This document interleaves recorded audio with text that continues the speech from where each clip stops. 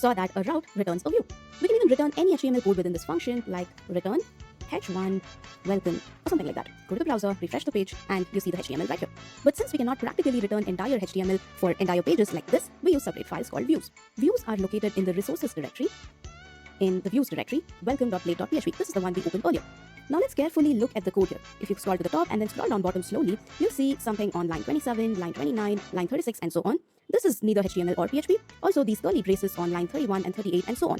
All of this is Blade syntax. Blade is a templating engine used in Laravel. Before we talk about Blade in detail, let's create another view by creating another view file here, new file, and let's name it home.blade.php. Since we wish to create a Blade template, the file name has to end with blade.php instead of just PHP.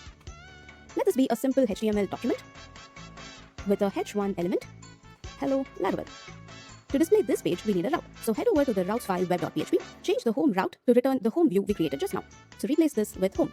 As you might have noticed, you don't have to type home.blade.php, it's just home. Now go to the URL/home. You can see the view that we just created.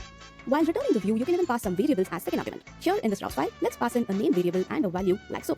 Name, I will put in my name, Shruti. Now in the home view, let's replace Laravel with the name variable. In PHP, you would use echo, you would use the PHP tags, and then echo name like so.